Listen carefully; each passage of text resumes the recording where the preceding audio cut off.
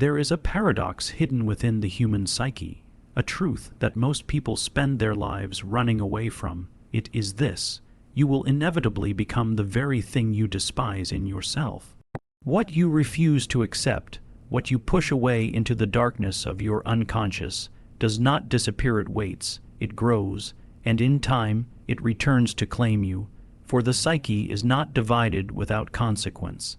Every denial, every repression, every hatred toward your own being creates a fracture in your soul, and the energy of that fracture begins to move against you. The world becomes the mirror of what you refuse to see, and soon you are surrounded by shadows of your own making. You will fight them, condemn them, fear them, but in the end you will realize they are none other than you. This is the tragedy of refusing the shadow. What you hate is what you become. The shadow contains everything you reject about yourself, all the impulses and instincts that you have deemed unacceptable, all the urges you have silenced, and all the emotions you have buried beneath layers of civility and self-image. From the moment you begin to develop a sense of who you are also constructing a sense of who you are not. You tell yourself, I am not weak, I am not selfish, I am not cruel, I am not envious. And by doing so, you push these qualities into the darkness of the unconscious. Yet, the psyche does not obey the commands of repression. What is pushed away does not vanish. It becomes more powerful, precisely because it is no longer under the control of consciousness. The more you exile these aspects of yourself, the more energy they accumulate in the shadow, and the more they begin to influence your life in ways you cannot recognize. You think you are in control, but in reality, you are being guided by the very forces you denied. Consider the person who despises his own weakness. He cannot tolerate the thought of being fragile or dependent, so he projects strength, builds an identity around toughness, and convinces himself he is invulnerable. Yet beneath this armor lies the repressed reality of his fragility. Because he has never acknowledged it, it begins to express itself in destructive ways, in sudden breakdowns, in violent outbursts, in self-sabotaging decisions. What he hates most becomes the very thing that governs him. He has not escaped weakness, he has become possessed by it. This is the paradox of repression. What you seek to eliminate is what you will eventually embody. When you bury envy, you may become incapable of recognizing your own desires, and instead of striving consciously for what you want, you find yourself bitter, resentful, and endlessly comparing yourself to others without knowing why. When you bury anger, you do not become peaceful. Instead, your anger leaks out in passive aggression, in coldness, in subtle hostility that poisons your relationships. When you bury fear, you do not become brave. You simply blind yourself to danger until it overwhelms you. The shadow takes what is denied and reintroduces it into your life, not directly, but in distorted, unconscious ways that bind you more tightly to the very qualities you wish to escape. The tragedy lies in the illusion of control. By denying your darkness, you believe you are mastering yourself, when in truth, you are handing over your power to what is unseen. The unconscious is not a storage room where things can be locked away forever. It is alive, dynamic, and creative. It will force its contents back into the light, whether through projection, through neurosis, or through destructive choices. To pretend you are without shadow is to invite the shadow to rule you. And so long as you remain blind to this truth, you are destined to become what you hate most, because you cannot destroy a part of yourself without destroying your wholeness. Projection is the mechanism by which what is unconscious in you is seen in others. What you cannot face within yourself, you begin to accuse the world of embodying. If you cannot admit your own selfishness, you will constantly see selfishness in the behavior of others. If you cannot accept your capacity for cruelty, you will be endlessly offended by the cruelty of the world. The shadow has a way of disguising itself in the mirror of other people. This is why Jung said that what irritates us most in others often points to what we have not faced within ourselves. The enemy outside is usually the reflection of the enemy within, and the hatred we direct toward them is, at its root, hatred for a part of our own being. This is why so many people spend their lives in endless conflict with others, without realizing that the true battlefield is within. A man who despises liars, for example, may himself be dishonest in subtle ways he refuses to recognize. He may manipulate with half-truths, exaggerations, or silent omissions, but since these do not fit his self-image, he denies them. Instead, he finds liars everywhere around him and condemns them with fury, never once suspecting that the intensity of his anger reveals not moral clarity but disowned similarity. The stronger the hatred, the clearer the evidence of projection. Projection is not only a matter of judgment, it is also how the psyche tries to restore balance. If you have repressed anger, it becomes unbearable to see yourself as the one holding it. So the unconscious places that anger onto someone else, where it can be fought externally. In this way, the world becomes a stage for your own inner conflicts. Relationships become tangled, not because others are truly the enemy, but because they are carrying the weight of the darkness you refuse to claim.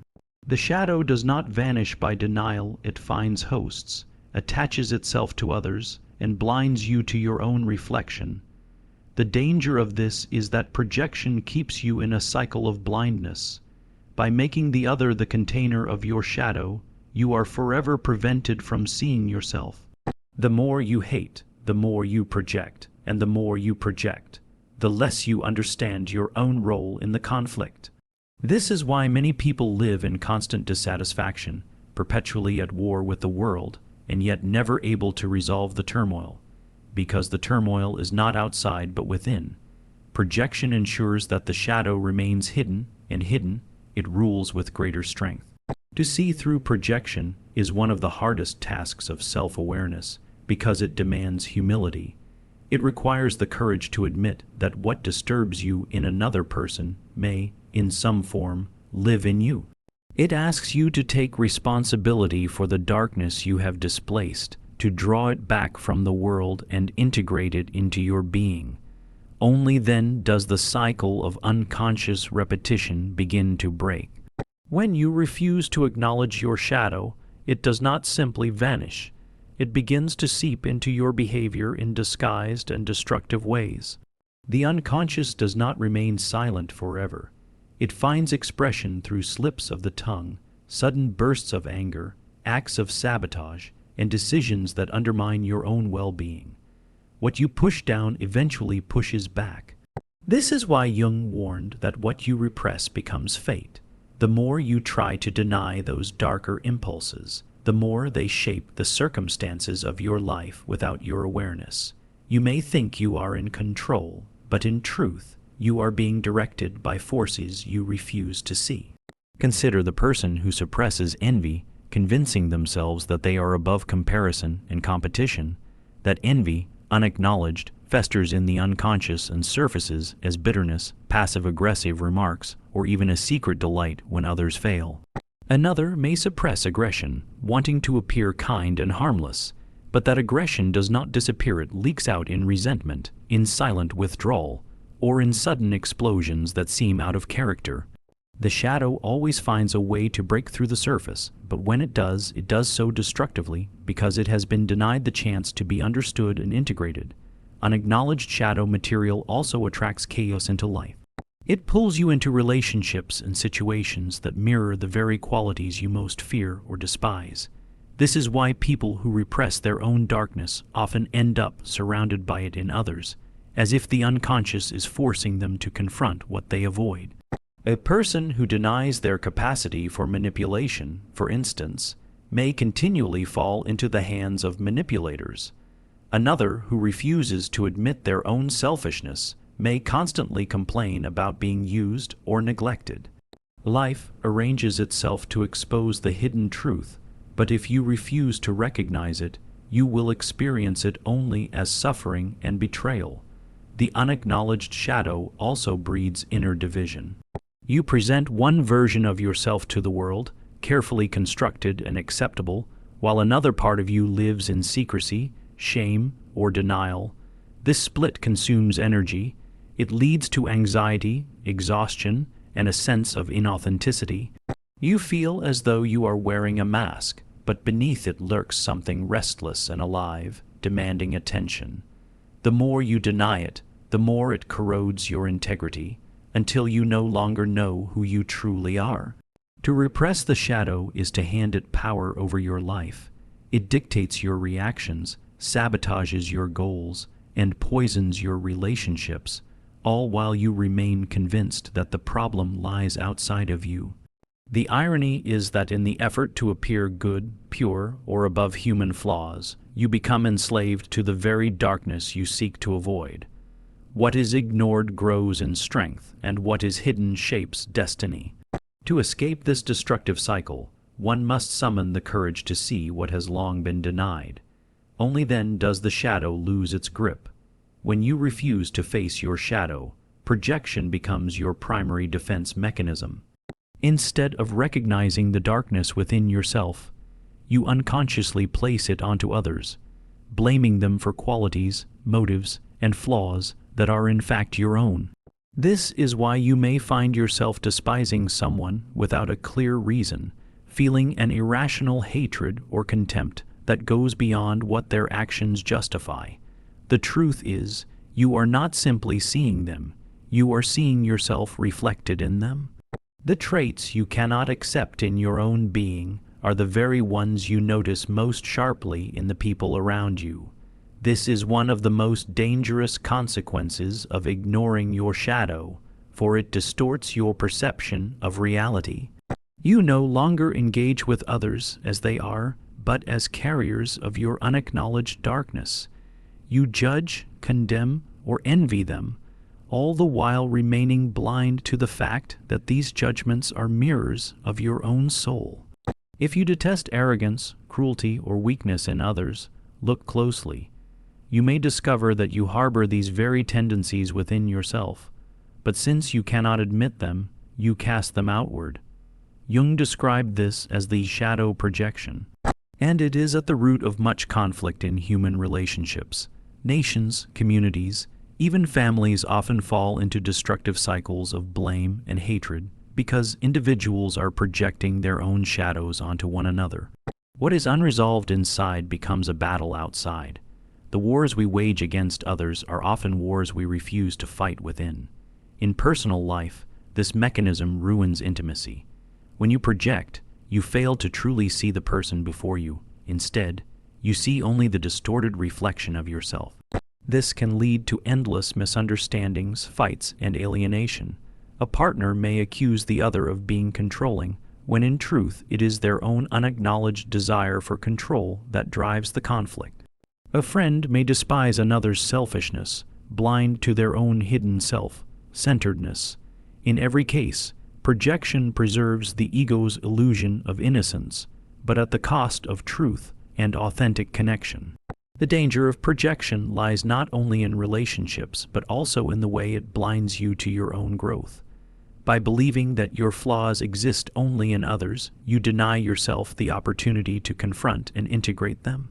You waste energy condemning the outside world while your inner world festers.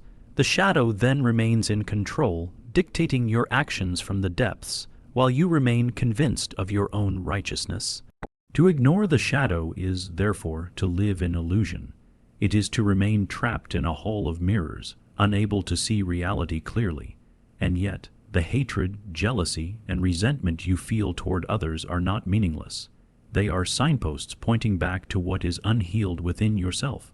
The world becomes the stage upon which your inner battle is acted out, until you learn to recognize that the enemy you fight outside has always been hiding within. The shadow is not composed solely of what we call evil or socially unacceptable traits. It also contains the very qualities that could empower and transform you if only you were willing to reclaim them. Many people believe the shadow is only anger, envy, cruelty, or lust, but it is also strength, creativity, passion, and potential that you have buried because they once frightened you or because the world told you they were unacceptable. A child who was shamed for being too assertive may grow into an adult who represses their natural authority, mistaking power for aggression. A young person whose creativity was dismissed as impractical may suppress their imagination, later resenting others who dare to create. In this way, the shadow becomes not just a container of darkness, but of brilliance that has been locked away in fear. When you refuse to face your shadow, you don't just bury what you dislike, you also bury what you most need. You lose access to your full range of human potential. Jung often emphasized that integration of the shadow is not about eradicating it, but about reclaiming the disowned aspects of yourself so that they can serve you consciously. The anger you repress, when acknowledged, becomes the fire that fuels justice and protection. The envy you deny can reveal what you deeply long for and inspire you to grow toward it. The assertiveness you suppress can become the voice that finally allows you to set boundaries. Every shadow contains a seed of power, but only if you are willing to bring it into the light. The tragedy of ignoring this is that life becomes flat, constricted, and false. You begin to live only a fraction of your potential because you have amputated vital parts of yourself. You may find yourself admiring certain people with an almost worshipful awe, not realizing that what you admire in them is often a disowned part of your own shadow. You envy their confidence, their courage, their creativity, but these are not foreign qualities.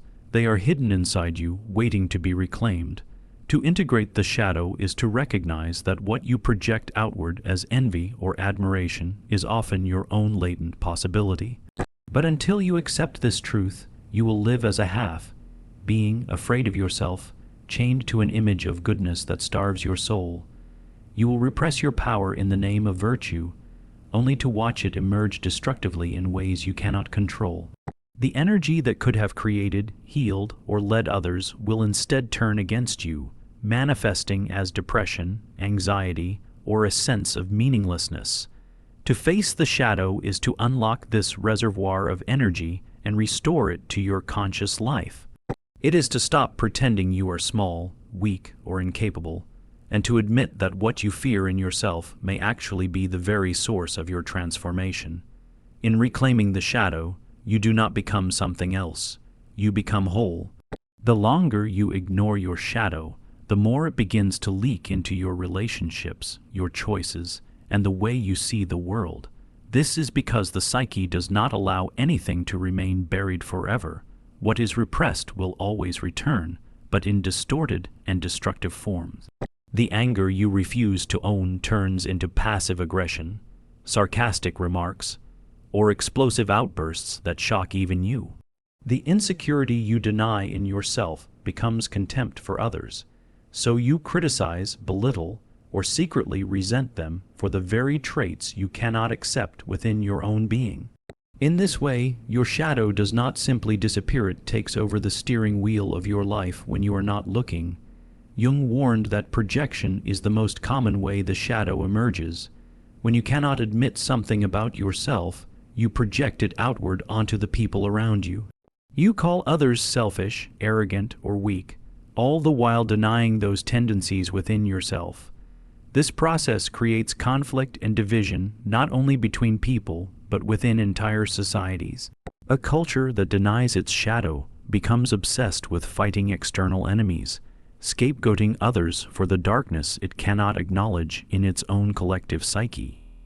In this sense, the shadow is not merely personal. It is deeply collective, shaping nations, religions, and politics. On the personal level, ignoring the shadow destroys intimacy. True connection requires honesty, vulnerability, and the courage to be seen as you really are. But when you repress half of yourself, you only show others a mask, a carefully curated identity designed to conceal what you fear is unacceptable. This mask might win approval, but it cannot bring love, because love can only be given to someone who is truly known. The more you deny your shadow, the more you condemn yourself to loneliness, even in the company of others. You may be surrounded by friends, family, or a partner, but deep inside, you will feel unseen because you have never shown your whole self. Moreover, denying the shadow erodes your freedom. You may believe you are in control, but in reality, you are being controlled by the very forces you refuse to confront. The shadow pulls the strings behind the scenes, influencing your decisions, shaping your desires, and sabotaging your efforts without your awareness. You wonder why you repeat the same mistakes, why you fall into the same toxic relationships, why you undermine your own progress. And the answer lies in the unacknowledged parts of your psyche that insist on being expressed. The cost of ignoring the shadow is therefore immense. Broken relationships, internal conflict, loss of authenticity, and a life that feels like a cycle of repetition rather than growth. What you bury does not die, it waits, festers, and manipulates from the darkness until you have the courage to face it directly. To deny the shadow is to live in self-deception.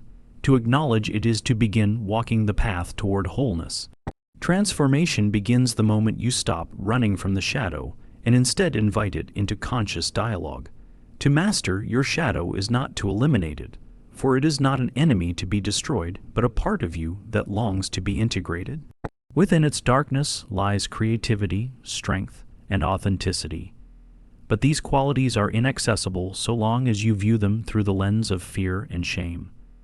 When you turn toward your shadow, you discover that the impulses you once condemned as weaknesses can become sources of vitality. Anger, for example, when acknowledged, becomes assertiveness and courage. Envy, when recognized, becomes a compass pointing toward your hidden desires and unrealized potential. Even the traits you find most shameful can, when integrated, make you more whole, resilient, and capable of navigating the complexities of life. This process, however, requires radical honesty.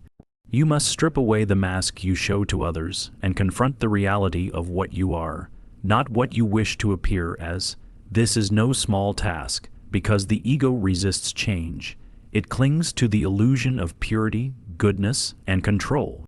Yet if you continue to deny the shadow, you remain fragmented, torn between the image you project and the truth you suppress.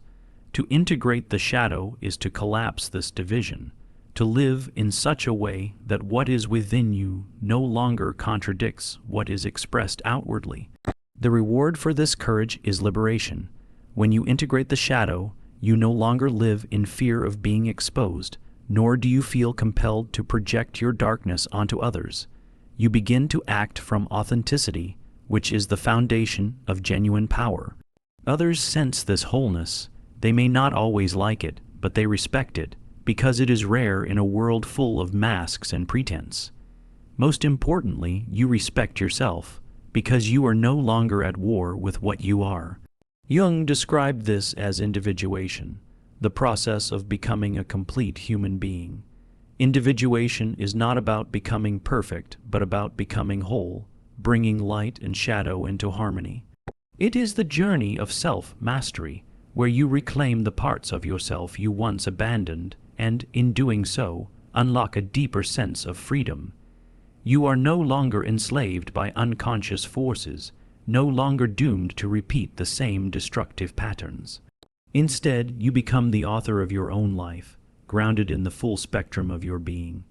Thus, facing the shadow is not a descent into darkness for its own sake, but a passage into a deeper light, a light born not from denial, but from integration. It is here that you step into the fullness of existence, not as a fragmented mask, but as a whole human being who has embraced both the beauty and the terror of their own depths. Only then can life cease to be a battleground within, and instead become a canvas for authentic expression and true self-realization.